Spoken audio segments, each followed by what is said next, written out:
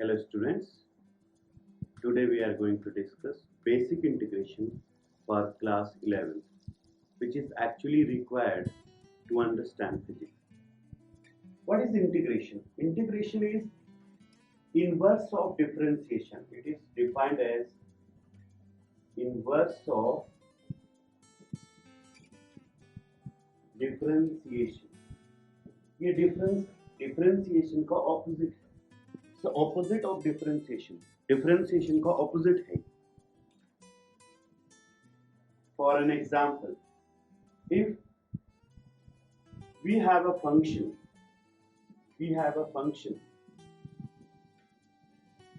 f of x and its differentiation that is d over dx of fx that is equal to f dash x, then integration f dash x dx is given by fx plus some constant. So this is very simple to understand. This is the symbol of integration. This is the symbol of integration. Okay. So f dash x को अगर हम integrate करेंगे तो fx आएगा. ऐसा क्यों? क्योंकि fx का differentiation f dash x and integration is the inverse of differentiation. It is the inverse of differentiation. ये differentiation का inverse है ना? यानी कि अगर बिल्डिंग का डिफरेंशिएशन ब्रिक है तो ब्रिक का इंटीग्रेशन क्या होगा? बिल्डिंग. Like that. तो देखो integration f dash x dx, यहां पर क्या आ चुका है हमारे पास? fx plus t. This is a constant we generally use to encounter the constants. Later on I will tell you how.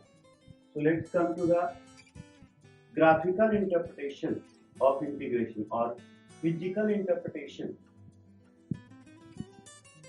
physical meaning of integration.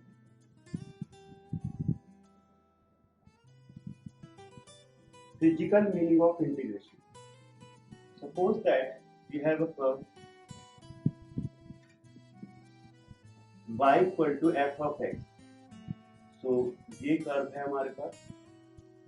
This value is x equal to a and this value is x equal to b. So here this is the graph, and if you see the area under the curve, that is shaded part. Let's say this distance is dx and this is x, okay, and this thing is y. So this point is basically x comma y. So for this x, this is for this x, so this is y. For this x, this is y. Okay. So this height is y. If you ignore this triangular portion, so we have a rectangle of height y and width dx. So what is this? A small area जिसे हम लोग element भी कहते हैं. Small elemental area वो बोलते हैं इसको. स्मॉल एरिया को हम क्या लिख सकते हैं? dA. ओके, dA लिख सकते हैं. सो dA will be equal to y into dx. It is so simple to understand. ये जो छोटा सा एरिया हमने लिया है, एलिमेंटल एरिया लिया है, ये एरिया dx इसकी विड्थ है और y इसकी हाइट है. क्योंकि ये पॉइंट x, y है तो इसकी हाइट y है. Okay. So what is this area? This area is y into dx. Now if we want to know the complete area under the curve, okay, so now total area under the curve. So if we want to know the total area under the curve, then we need to find we need to write like this: total area is equal to dA1 plus dA2 plus dA3 plus dot dot dot. Because why we are writing like this? क्योंकि हमें total area चाहिए. Total area कैसे बना हुआ है? इस तरह की वेरियस स्ट्रिप्स ली गई हैं, इस तरह की वेरियस स्ट्रिप्स ली गई हैं और इनका सम करने से ये टोटल एरिया बना है. ये पूरा एरिया इनका सम करने से आएगा. और कहां से कहां तक का एरिया चाहिए हमें? x इक्वल टू ए से x इक्वल टू बी तक का. ठीक है, यहां से यहां तक का एरिया चाहिए हमें. ठीक है, सो इस तरह से छोटे छोटे एलिमेंटल एरियाज को ऐड करने से वो आ जाएगा. तो इससे हम लिख सकते हैं sigma dA. We can write like this: sigma dA. And if you change the shape of this sigma, so you will get integration dA. So that is basically integration, the area under the curve, that is integration, and that is y dx. Y could be anything like x power n, x square, x cube, anything. And we can integrate like this. And also, if we want the area from x equal to a to x equal to b, then we can apply the limits. How? Here a, here b. Okay, so b is called upper limit and a is called lower limit. ये किस लिए होती है? Means अगर हमें area जानना है और हमें ये भी जानना है कि यहां से यहां तक का, यानी कि डेफिनेट एरिया जानना है, तो फिर हम यहां से यहां तक का एरिया स्पेसिफाई करेंगे इंटीग्रेशन को कि starting from x equal to a to x equal to b. ठीक है, ओके. तो इससे हम कहते हैं लोअर लिमिट, इससे अपर लिमिट. ठीक है, इसका मतलब क्या होता है कि एरिया कैलकुलेट करना है, लेकिन x इक्वल टू a से स्टार्ट होना चाहिए और x इक्वल टू b पर एंड होना चाहिए. ऐसा एरिया होना चाहिए हमारे पास. x इक्वल टू a से स्टार्ट होना चाहिए और x इक्वल टू b पर एंड होना चाहिए. ऐसा एरिया होना चाहिए हमारे पास. So we will be discussing the basic rules of integration. So here first rule is integration 0 dx. So that is constant. इसे हम ऐसे भी समझ सकते हैं कि भी कांस्टेंट का डिफरेंशिएशन 0 होता है. So 0 का इंटीग्रेशन कांस्टेंट होगा. Alright. The second rule is integration dx. Simple, अगर कुछ भी नहीं है तो dx को अगर हम इंटीग्रेट करेंगे so that will be x. ठीक है, और यहाँ पर हम एक कांस्टेंट लगा देते हैं, क्योंकि बेसिकली हम इंटीग्रेशन को दो तरह से लेकर चलते हैं. इंटीग्रेशन को हम लोग दो टाइप में लेकर चलते हैं. The one is definite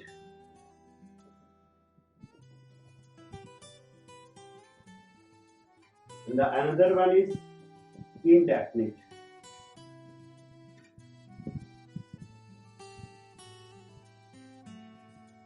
Indefinite means जहां पर x की कोई लिमिट नहीं है. It's like this: integration y dx. Okay, and definite where we know the limit. So I will be integration y dx, limit from a to b. Okay, limit को कैसे apply करते हैं that I will be telling you in few minutes. तो देखो, the third rule is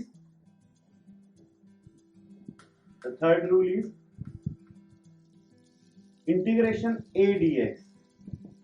हम a को यहाँ पर कांस्टेंट ले रहे हैं, so integration a dx, a को हम लोग बाहर करेंगे because it is a constant का कोई इंटीग्रेशन नहीं होगा. इंटीग्रेशन सिर्फ वेरिएबल का होता है. so integration a dx, so that will be a dx, that will be ax. Okay, plus some constant. Okay, and integration x power n dx. This is the most important rule. So that is x power n plus 1 over n plus 1 plus some constant. And take care, this rule is valid only when n is not equal to minus 1. Most important to note, this rule is valid only when n is not equal to minus 1. Means if you want to integrate x power minus 1, so you will not be able to integrate by using this rule. So these are the basic rules. So let's take the examples. I integration x square dx. Okay, so this will be equal to, we will apply the rule. What is the rule? Integration x power n dx equal to x power n plus 1 over n plus 1. So this is the rule. So apply this rule. So this will be x power 2 plus 1 over 2 plus 1 plus some constant. So that will be x cube by 3 plus some constant. Okay, like that. So another example, I equal to integration root x dx. So that will be integration x power 1 by 2 dx. So that will be x power 3 by 2 over 3 by 2 plus some constant. ऐसा कैसे हुआ? x की power यहाँ पर कितनी है? 1 by 2 है. Okay, और यहाँ पर हमने क्या किया? पावर को ऐड किया, इसमें 1 ऐड किया, 1 by 2 में 1 ऐड किया, ये क्या बन गया? 3 by 2. Okay, so here you can see 1 plus 3, 1 plus 1 by 2 equal to 3 by 2. So 1 by 2 में जब हमने 1 ऐड कर दी तो ये क्या हो गया? 3 by 2. और जो बाद में पावर आएगी उसी से हम लोग इसे डिवाइड करेंगे. ओके, तो इस तरह से हम लोग सिंपल इंटीग्रेशन करते हैं. दूसरे एग्जांपल ले लेते हैं. I equal to integration ax square plus bx plus c. Okay, तो देखो यहाँ पर a कांस्टेंट है, a का कुछ भी नहीं होगा, x स्क्वायर का इंटीग्रेशन हो जाएगा, तो ये हो जाएगा ax क्यूब बाय 3 प्लस, अब देखो यहाँ b कांस्टेंट है, इसका कुछ नहीं होगा, x का इंटीग्रेशन होगा, तो b इज अ कांस्टेंट और x का इंटीग्रेशन क्या हो जाएगा? x square by 2. Okay, and c is a simple constant, so its integration is cx, and we will further add one integration constant, that is c. तो देखो यहाँ पर x का इंटीग्रेशन x dx, इसे हम लोग ऐसे करते हैं integration x power n dx, that is x power 1 plus 1 over 1 plus 1, so that is x square by 2. okay, and integration c कैसे करेंगे? देखो इंटीग्रेशन c dx, c बाहर आ जाएगा, integration dx is equal to cx, ऐसे करते हैं. Constants यहाँ पर हम ऐड कर सकते हैं, अभी जरूरत नहीं है, अभी तो हम इकट्ठे सभी का एक साथ, जैसे इसको इंटीग्रेट करेंगे कांस्टेंट आएगा, इसको इंटीग्रेट करेंगे एक आएगा, इसको, तो सभी को इकट्ठे यहाँ ऐड करके d में लिख लेते हैं, d के अंदर लिख लेते हैं. ऐसा नहीं है कि भी इसका कांस्टेंट c1 लिखे फिर इसको इंटीग्रेट करके c2 लिखे, इसको ऐसे नहीं करते, एक साथ लिखते हैं, d लिख लेते हैं.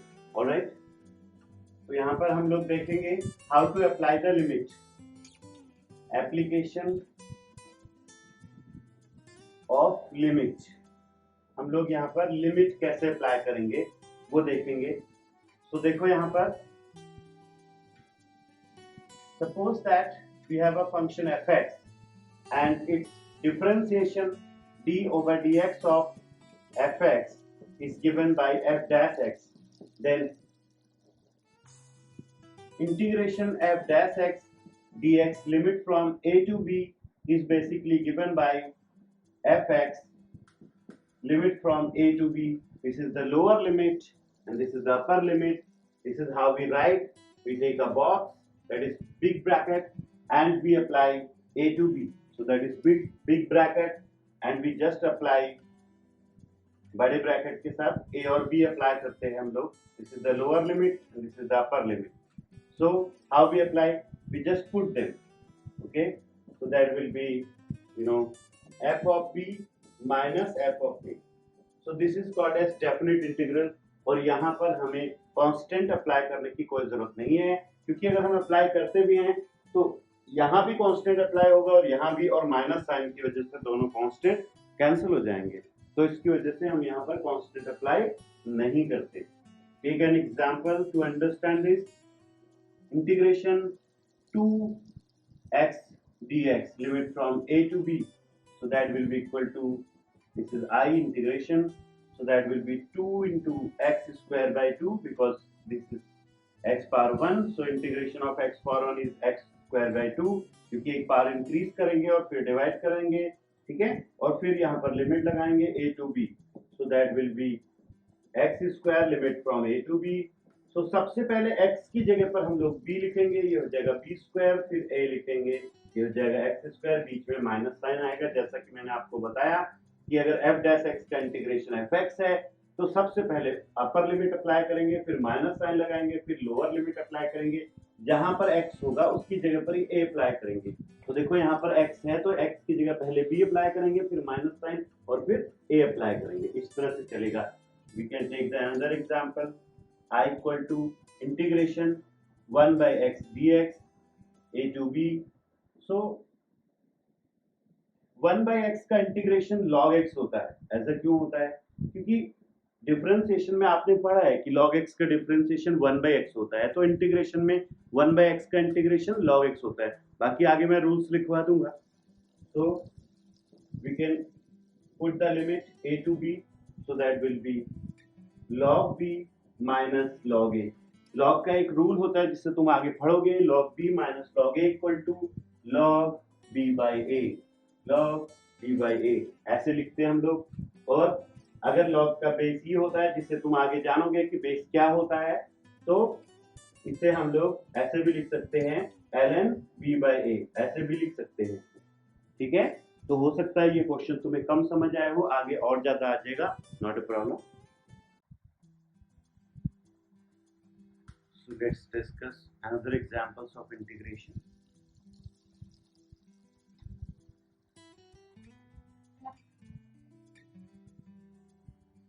Integration sin 3x dx, limit from 0 to pi by 6। तो देखो, if we want to integrate this thing, so we have to apply the rule integration sin ax plus b dx is minus cos ax plus b over a। We have to apply this thing, okay? So हम इसे solve करेंगे यहाँ पर कैसे? sin 3x का integration होगा minus cos 3x divided by 3, okay? So limit from 0 to pi by 6। So further we can write minus 1 by 3 cos 3x limit from 0 to pi by 6, so that can be written as minus 1 by 3 cos 3 into pi by 6 minus cos 3 into 0, so that will be minus 1 by 3 cos pi by 2 minus cos 0। cos pi by 2 will be 0 and cos 0 will be 1, so answer will be minus 1 by 3 into minus 1, so that is plus 1 by 3, okay? So we can solve another problem। So I hope it is clear to you।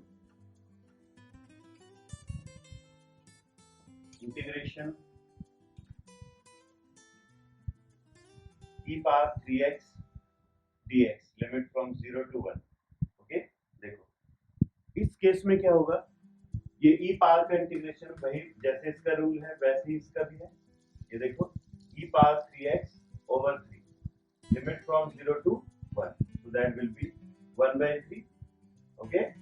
So e power x की जगह 1 रखेंगे, 3 minus e power 0, okay?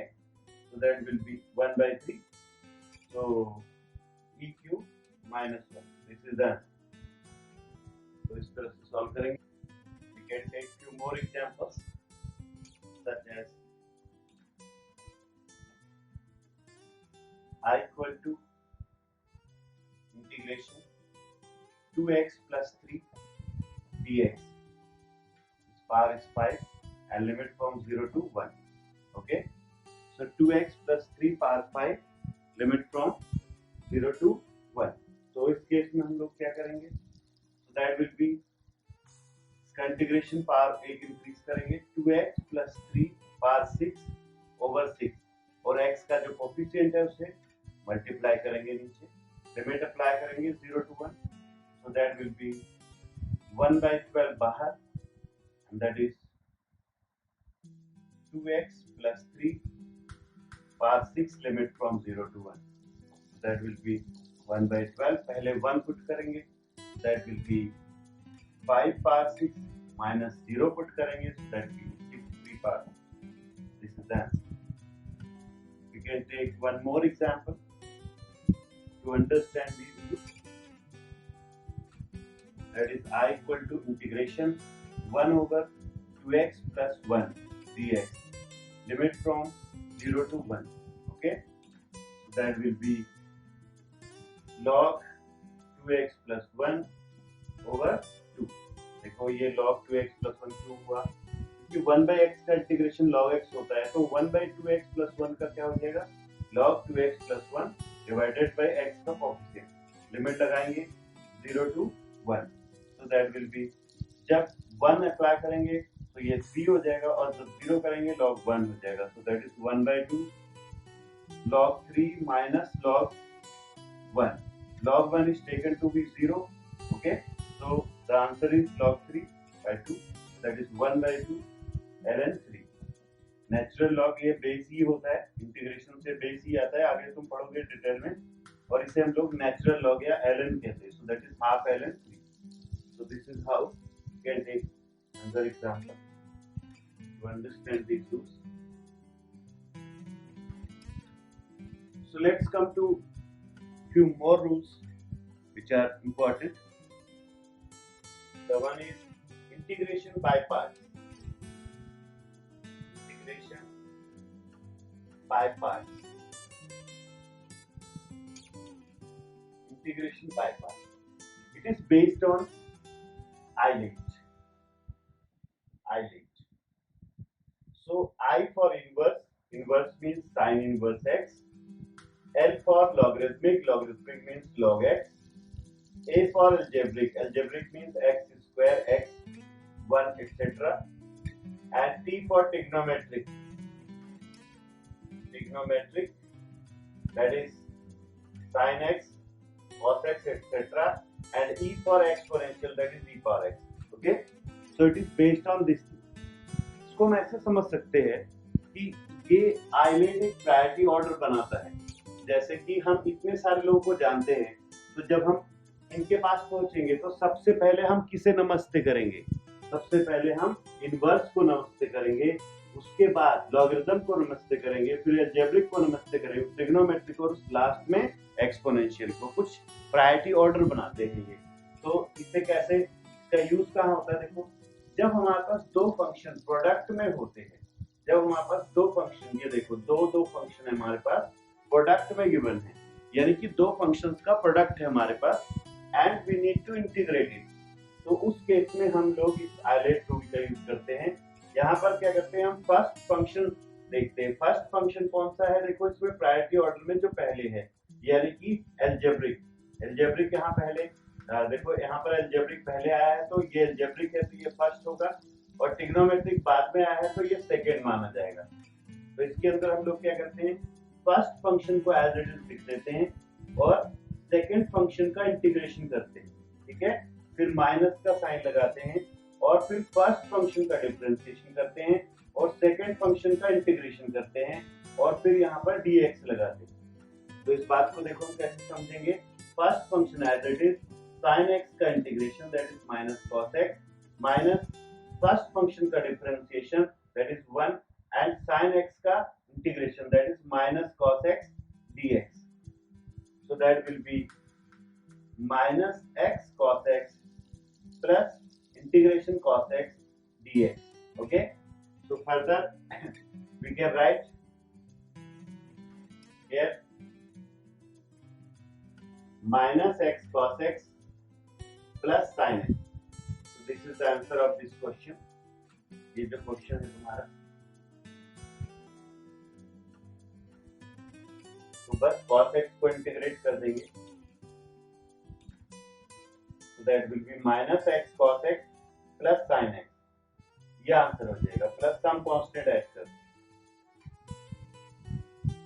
देखो integration by parts को हम और अच्छी तरह से समझेंगे. Take another example, I equal to integration x cos x dx.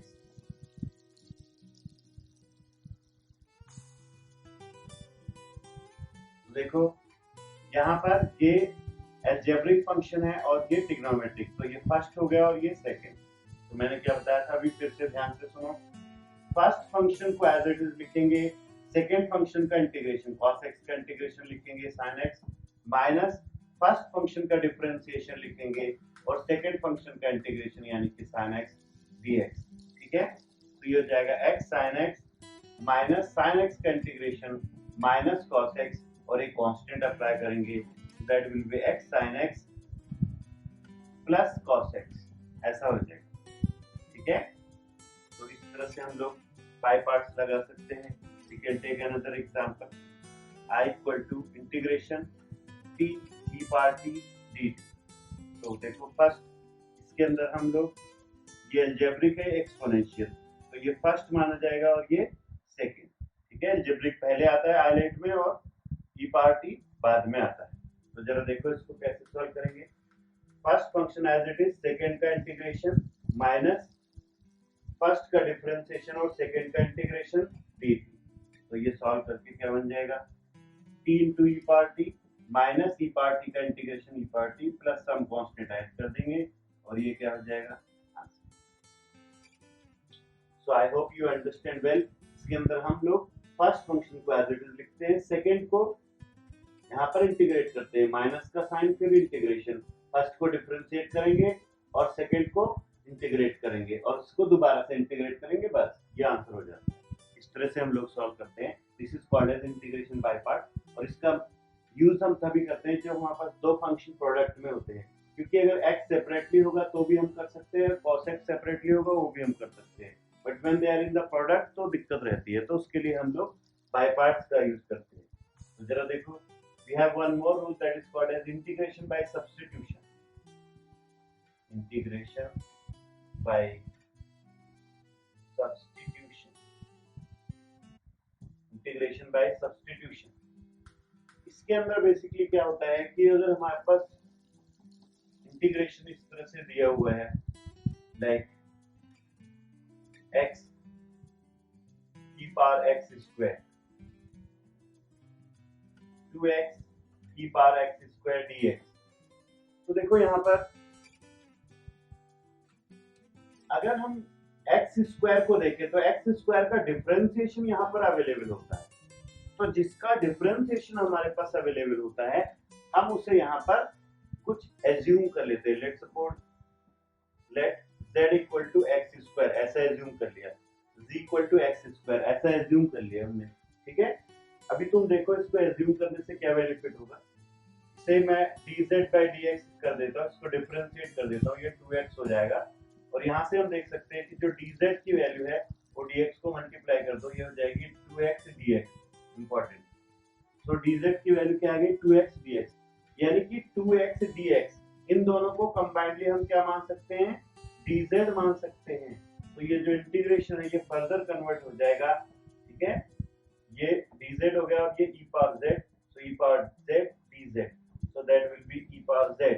और अगर हम इसके अंदर वैल्यू पुट कर दें z की तो वो x स्क्वायर है, कुछ कांस्टेंट सा लगा दो तो ये हो जाएगा e power x square plus some constant. और इस तरह से इंटीग्रेशन बाय सब्स्टिट्यूशन मेथड हम यहाँ पर अप्लाई कर चुके हैं। इसकी खास बात यह है कि हम उसे z मानते हैं जिसका डिफरेंशिएशन अवेलेबल होता है, यहाँ पर उसे z मानते हैं और बस फिर हमारा काम हो जाता है। i equal to integration e power sin x cos x dx। तो देखो यहाँ पर sin x का डिफरेंशिएशन cos x अवेलेबल है, तो हम यहाँ पर sin x को z मानेंगे, तो ये हो जाएगा dz by dx equal to cos x। So यहाँ से आएगा dz equal to cos x dx। So इसको यहाँ पुट करेंगे dz, तो ये बन जाएगा I will be equal to integration e power z dz, तो ये हो जाएगा e पावर z और इसे हम प्लस सम कांस्टेंट लगाएंगे, फर्दर इसे लिखेंगे e power sin x plus c। इस तरह से इंटीग्रेशन कंप्लीट हुआ। तो इस इंटीग्रेशन की बेसिक बात क्या है, बेसिक बात सिर्फ ये है कि sin x का डिफरेंशिएशन यहाँ अवेलेबल था इसलिए हमने ऐसे किया। ठीक है, we can select another example for you, so that is integration sin x cos x dx। तो देखो इसे सॉल्व करने के हमारे पास दो मेथड्स हैं, या तो हम इसे 1/2 से ऊपर नीचे मल्टीप्लाई करके sin 2x बना लें, क्योंकि हमारे पास एक फार्मूला होता है sine 2x equal to 2 sine x cos x, ऐसा होता है, ये आइडेंटिटी होती है हमारे पास, ठीक है। Sine 2x equal to 2 sine x cos x। तो देखो ये हो जाएगा हमारे पास sine 2x equal to 2 sine x cos x। तो यहाँ पर 2 से मल्टीप्लाई कर दो और 2 से डिवाइड कर दो, तो ये ऊपर वाला क्या बन जाएगा, ये ऊपर वाला बन जाएगा integration sine 2x dx। Let's suppose limit is given 0 to pi by 4, तो यहाँ पर अप्लाई कर देंगे 0 टू पाई बाई 4, ठीक है। तो देखो साइन 2x का इंटीग्रेशन कर देंगे minus cos 2x divided by 2, क्योंकि x का कोएफिशिएंट डिवाइड करते हैं 0 टू पाई बाई 4, ठीक है। तो ये क्या हो जाएगा, ये हो जाएगा minus 1 by 2 cos 2x limit from 0 to pi by 4, ठीक है। फिर लिमिट अप्लाई करेंगे, that is minus 1 by 2 cos 2 into pi by 4 minus cos 2 into 0, तो कॉस 0 तो 1 हो जाएगा और ये कॉस पाई बाई 2 बन जाएगा, so cos pi by 2 0 हो जाएगा, so that will be minus 1 by 2 cos pi by 2 minus 1, cos pi by 2 0 हो जाएगा और ये आंसर आ जाएगा plus 1 by 2, this is the answer, so plus 1 by 2। so this is one of the method, this is without substitution। अभी यहाँ पर हमने substitution नहीं लगाया है, method of substitution नहीं लगाया है इंटीग्रेशन। इसी क्वेश्चन को हम लोग substitution method से कर सकते हैं, जरा देखना। I equal to integration sin x cos x dx, so let sin x equal to z, so differentiate it, dz by dx is equal to cos x, so dz will be equal to cos x dx, dx उधर चला गया और ये पूरा cos x dx हमारा बन जाएगा dz, यहाँ पुट करेंगे तो ये हो जाएगा I equal to integration sin x की वैल्यू क्या है, z है, और ये हो गया dz, तो ये हो जाएगा z square by 2 plus some constant, तो ये हो जाएगा sine x square by 2 plus some constant, इस तरह से। अब जैसे कि यहाँ पर लिमिट है 0 टू पाई बाई 4, ऐसे यहाँ पर भी लिमिट लगा देंगे तो कांस्टेंट नहीं आएगा और वैल्यू सेम आ जाएगी, that is plus 1 by 2। So we have two methods to solve such type of questions, but sometimes we can solve by only one method, so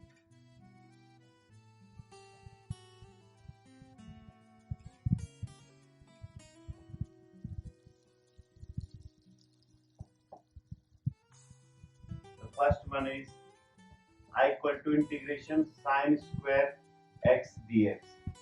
तो देखो sin square x का हमारे पास direct कोई भी rule नहीं है, okay, so what we need to do, we need to write the formula cos 2x, cos 2x is given by 1 minus 2 sin square x, you might have heard in the identity of trigonometry, otherwise you can study later on from the assignment, okay।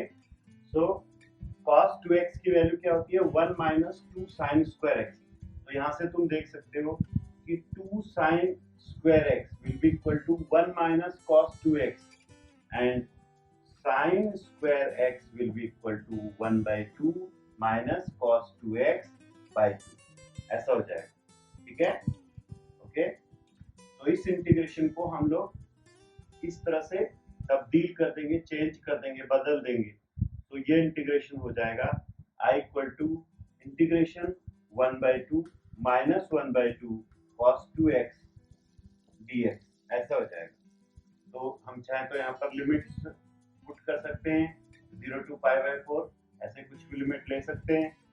तो देखो further इसे हम लोग separate कर लेंगे और इसे separate कर लेंगे, 1 by 2 का इंटीग्रेशन हो जाएगा 1 by 2x limit from 0 to pi by 4 minus 1 by 2 cos 2x का इंटीग्रेशन हो जाएगा sin 2x divided by 2 limit from 0 to pi by 4, okay, so that will be 1 by 2 pi by 4 minus 0, यहाँ पर 45 नहीं लिखना, डिग्रीज में नहीं होता, रेडियन में ही x की वैल्यू पुट करनी होती है, डिग्रीज में नहीं पुट करनी होती है। तो देखो यहाँ पर आ जाएगा minus 1 by 4, okay, sine pi by 4 रखेंगे माइनस 0 रखेंगे sin 0. Okay, so that will B 5/8 minus 1/4 से यहाँ पर sin 5/2 माइनस 0. ये तो 0 जाना, sin 5/2 1 हो जाता है. इसका आंसर आ जाएगा 5/8 minus 1/4. This is the answer. This is the answer. We need to integrate I equal to e power x sin x. ये है हमारे पास इंटीग्रेशन. इससे सॉल्व करना है. तो इसके लिए हम लोग क्या करते हैं, इसके लिए इसे हम लोग I सपोज कर लेते हैं इस इंटीग्रेशन को, और फिर हम इसे बाय पार्ट्स अप्लाई कर देते हैं. जब हम इसे बाय पार्ट्स अप्लाई करेंगे तो that will be I equal to, देखो यहाँ पर एक्सपोनेंशियल लास्ट में आता है, ये सेकंड फंक्शन और ये फर्स्ट फंक्शन, ऐसा हो जाएगा. तो first function as it is, second का integration e power x minus first का डिफरेंशिएशन यानी कि cos x इनटू इसका integration e power x dx, ऐसा हो जाएगा. तो इसे हम लिख सकते हैं I equal to e power x sin x minus, अब यहाँ पर फिर से लेंगे, ये फर्स्ट फंक्शन हो जाएगा और ये सेकंड, क्योंकि ये पहले आता है ये बाद में, आइलेट के प्रायोरिटी ऑर्डर के अंदर ये पहले आ जाता है और ये बाद में आ जाता है. तो देखो cos x को हम लोग इंटीग्रेट करेंगे, नहीं cos x को हम लोग एज इट इज रखेंगे और e पावर x को इंटीग्रेट करेंगे. cos x और फिर e पावर x माइनस, अब cos x को डिफरेंशिएट करेंगे माइनस sin x और e power x as it is, नहीं e पावर x का इंटीग्रेशन e पावर x ही रहेगा. तो ये हो जाएगा तुम्हारा I equal to e power x sin x minus e power x cos x, और ये माइनस माइनस प्लस और ये माइनस, ये आ गया integration sin x e power x dx. इसे देखो जरा और इसे देखो, ये I फिर से रिपीट हो गया, यहाँ पर I हो गया. तो that will be I will be equal to e power x common sin x minus cos x minus I. अब इस I को इधर लाएंगे, so that will be 2i equal to e power x sin x minus cos x. so 2 से divide करेंगे, यहाँ से I calculate हो जाएगा, I की वैल्यू आ जाएगी e power x sin x minus cos x divided by 2. so that will be the answer. अगर हमें कुछ कांस्टेंट अप्लाई करना है प्लस भी कर सकते हैं, अदरवाइज नहीं भी कर सकते हैं, मर्जी. so let's come to the another tricky problem, that is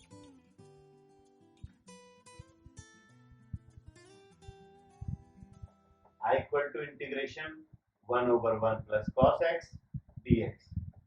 so इसे इंटीग्रेट करना है. It is also a tricky problem. देखो कैसे इंटीग्रेट करेंगे.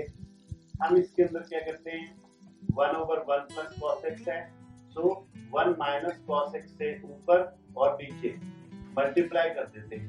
ठीक है, this is a trick.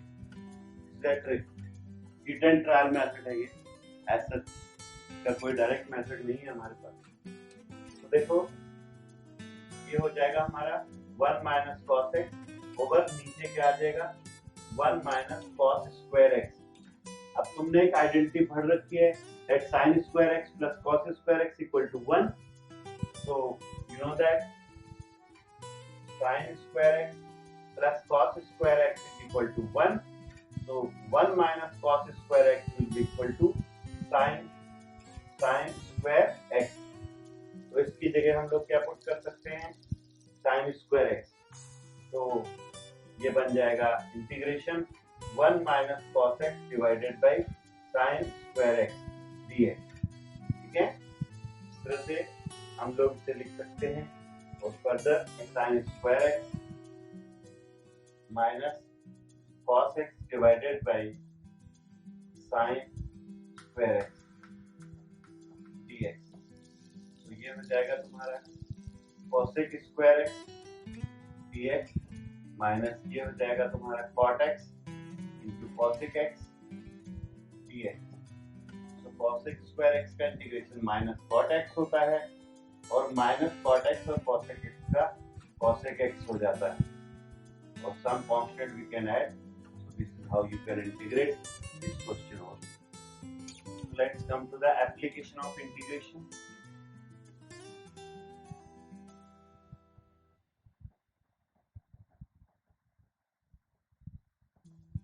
here we will be studying how we can use integration in physics.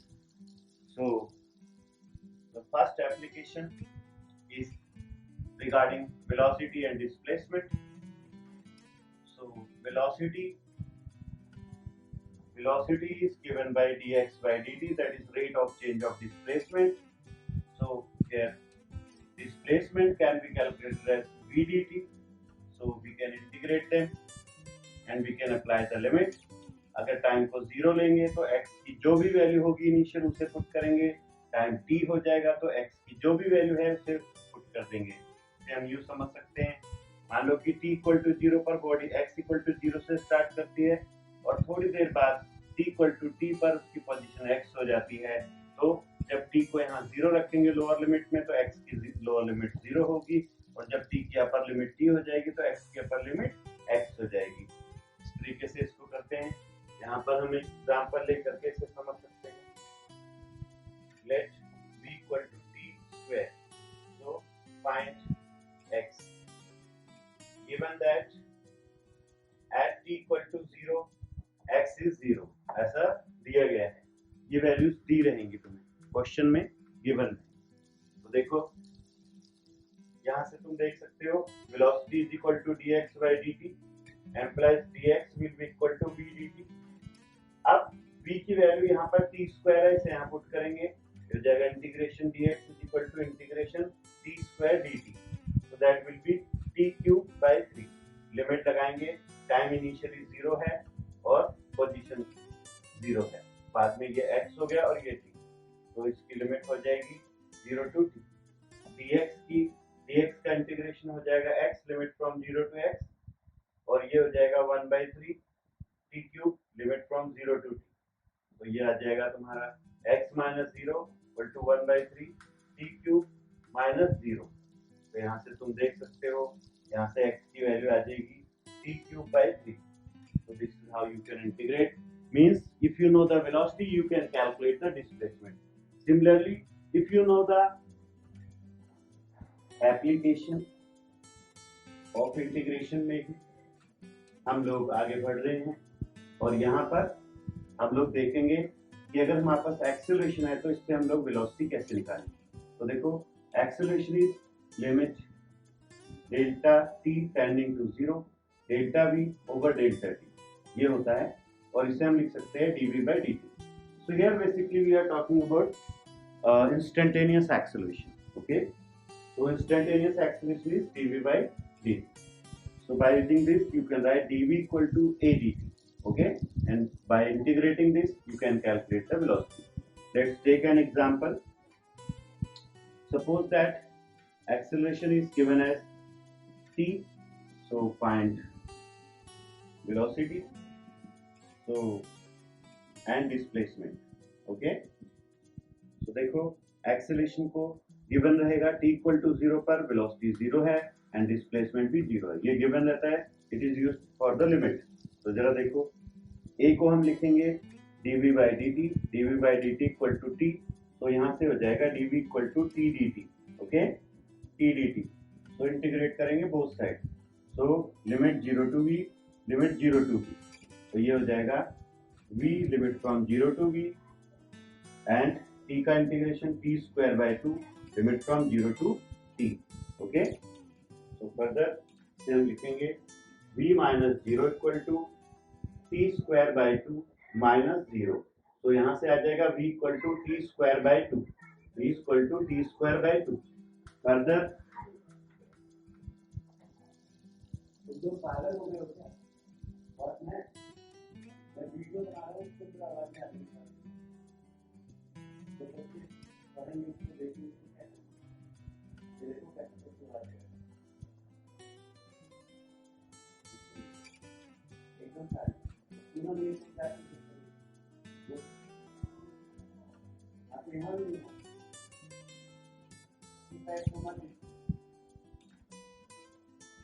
Lockdown जो problem आती है नहीं हो पाएगा,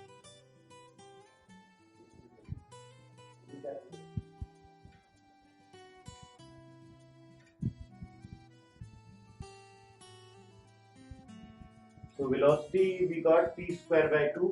Velocity को हम लोग लिखेंगे dx by dt. So dx by dt, dx will be equal to t square by 2 dt. Integrating both sides, limit from 0 to x, limit from 0 to t, we will get x limit from 0 to x equal to t cube by 12, 6, t cube by 6, limit from 0 to t. Okay, so that is t cube by 6 minus 0. So we can write x equal to t cube by 6. Okay, so this is how we can calculate acceleration as well as velocity as well as displacement. Okay, let's come to the equation of kinematics by using calculus method.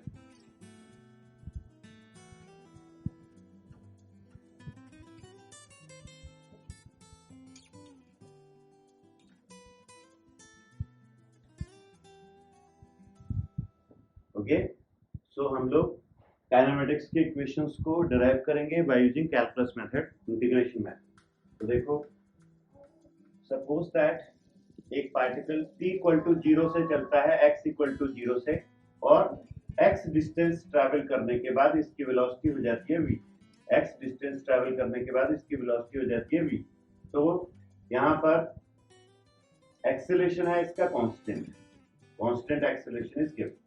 तो देखो, acceleration हो जाएगा dv by dt. Okay, and we can write dv equal to a dt.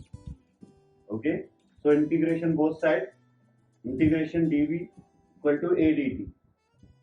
Velocity की limit होगी u से v, क्योंकि u से start होकर v तक जाता है टाइम की 0 to t. तो ये क्या आएगा, ये आएगा v limit from u to v equal to at limit from 0 to t. तो ये क्या बन जाएगा, ये बन जाएगा v minus u equal to 80. So we can write v is equal to u plus 80. This is the first equation. Let's come to the second equation.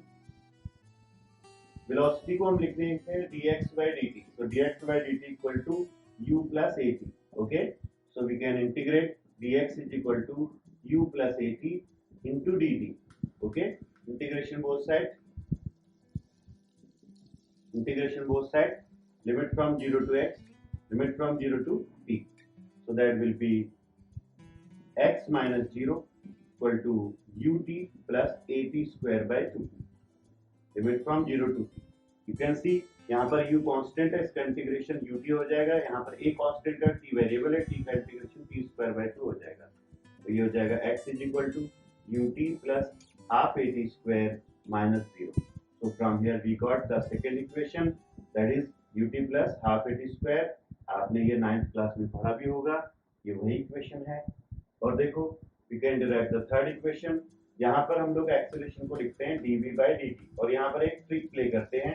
यहाँ पर dx से हम ऊपर नीचे मल्टीप्लाई कर देते हैं, dx by dx से ऊपर नीचे मल्टीप्लाई कर देते हैं, और ये जो dx by dt है इसको सेपरेट कर लेते हैं.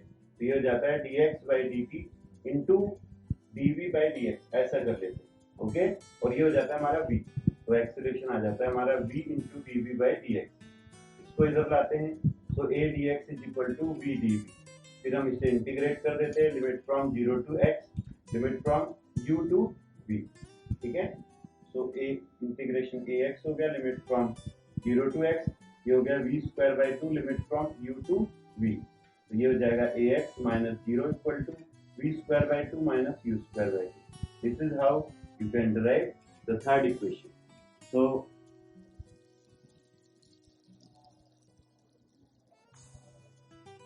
let's discuss a complex problem regarding integration. So here acceleration is given as v plus 1 and we need to find displacement as function of time. Okay, so अगर हमें displacement निकालना है तो सबसे पहले हमें वेलोसिटी निकालनी होगी, और उसके बाद दोबारा इंटीग्रेट करके हम डिस्प्लेसमेंट निकालेंगे. Limits are given, you can check. t equal to 0 पर वेलोसिटी 0 है और डिस्प्लेसमेंट भी 0 है. तो हम क्या करेंगे, यहाँ पर एक्सेलरेशन को लिखेंगे dv by dt, और dv by dt को हम लोग v plus 1, क्योंकि यहाँ पर गिवन है, v वेलोसिटी है. फिर हम इसे, क्योंकि ये v plus 1 है, वेरिएबल v है और ये dv है, तो इसलिए इसको नीचे लाएंगे डीवी के नीचे और dt को इस तरफ ले जाएंगे, वेरिएबल सेपरेबल करेंगे और फिर इसे इंटीग्रेट करेंगे। t का इंटीग्रेशन dt का इंटीग्रेशन t हो जाएगा और इसका integration log v plus 1 limit from 0 to v हो जाएगा। इसे फर्दर हम लोग इस तरह से लिमिट पुट कर देंगे, log v plus 1 minus log 1 equal to t minus 0. log 1 is always 0 whatever be the base. Okay, so यहाँ से आ जाएगा v plus 1 equal to e power t। ये कॉन्सेप्ट कहाँ से आया ये देखो, अगर हमारे पास log x base e equal to y है so we can write x equal to e power y like that. Okay, so इस तरह से हम ये कॉन्सेप्ट यूज करते हैं, काफी इंपॉर्टेंट कॉन्सेप्ट है और इसकी मदद से देखो हम v को निकाल लेते हैं। v आ गया हमारा e power t minus 1, v को लिखेंगे dx by dt, v को क्या लिखेंगे dx by dt और फिर इसे dt को उस तरफ ले जाएंगे और इंटीग्रेट करेंगे। लिमिट 0 to x क्योंकि t इक्वल टू 0 पर x 0 है और टाइम की लिमिट 0 to t से इंटीग्रेट कर दिया, dx का इंटीग्रेशन x लिमिट पुट कर दी, इसका integration e power t minus t 0 to t और ये आ गया आपका x equal to e power minus t, ये आपने t पुट करा है माइनस फिर 0 पुट करा है। e पावर 0 0 नहीं होता 1 होता है, यहीं पर ज्यादातर स्टूडेंट्स मिस्टेक करते हैं। So this is the answer. Let's solve few complex problems. So a equal to minus 9 sin 3t, this is the expression of acceleration given and we need to find displacement. यहाँ पर given है t equal to 0 पर velocity 3 है और displacement 0 है। तो सबसे पहले हम लोग एक्सेलरेशन को लिखेंगे dv by dt, एक्सेलरेशन को लिखेंगे dv by dt equal to minus 9 sin 3t। ओके, फिर हम लोग dt को उस तरफ ले जाएंगे और 9 इधर आ जाएगा बाहर। ओके, तो यहाँ पर dv का इंटीग्रेशन होएगा, dv का इंटीग्रेशन v हो गया लिमिट फ्रॉम 3 to v और ये हो गया 9 और sin 3t का integration minus cos 3t by 3 limit from 0 to t, तो ये हो जाएगा v minus 3 equal to minus 3 minus minus plus cos 3t minus 0 put करेंगे cos 0, तो ये आ जाएगा